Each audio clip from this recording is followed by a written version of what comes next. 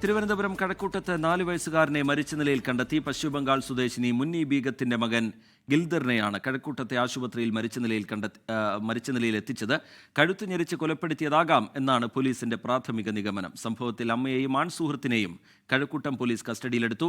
മനീഷ് മഹിവാൽ വിവരങ്ങളുമായി ചേരുന്നുണ്ട് തിരുവനന്തപുരത്ത് നിന്ന്. മനീഷ്, ഈ കേസുമായി ബന്ധപ്പെട്ട് കൂടുതൽ വിവരങ്ങൾ ഇപ്പോൾ പുറത്തു വരുന്നുണ്ടോ? മനീഷ് മഹിവാൽ.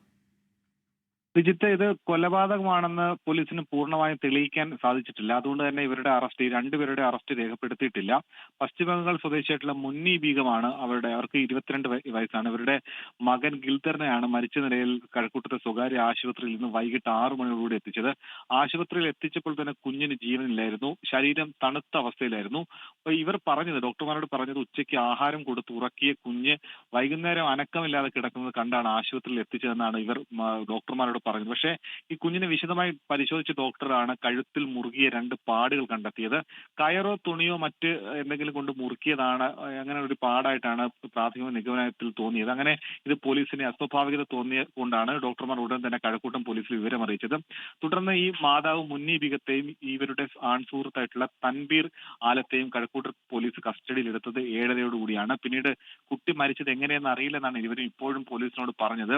ഇവർ ഇപ്പോഴും വിശദമായി ചോദ്യം ചെയ്തു വരികയാണ്. കൊലപാതകം എന്ന ഒരു സംശയം, അല്ലെങ്കിൽ പ്രാഥമിക അങ്ങനെ തന്നെയാണ് പോലീസ് തന്നെ മനസ്സിലാക്കുന്നത്. കഴക്കൂട്ടം പോലീസ് ഇതിൽ അസ്വാഭാവിക മരണത്തിന് കേസെടുത്തിട്ടുണ്ട്.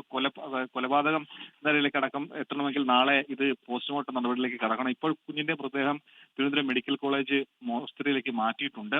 2 ആഴ്ച മുമ്പാണ് 1.5 വയസ്സ് പ്രായമുള്ള ഒരു ഇളയ കുഞ്ഞും ഇപ്പോൾ മരണപ്പെട്ട കുട്ടിയുമായി ഇവർ ഇവിടെ കഴക്കൂട്ടത്തിൽ ലോഡ്ജിൽ താമസിക്കാൻ എത്തിയത്. 2 മാസം മുൻപും ഇവർ ഇതേ ലോഡ്ജിൽ താമസിച്ചിരുന്നതായി പോലീസിന് വിവരം ലഭിച്ചിട്ടുണ്ട്. ഇവരുടെ ഭർത്താവ് ആലുവയിലാണ് താമസിക്കുന്നത്.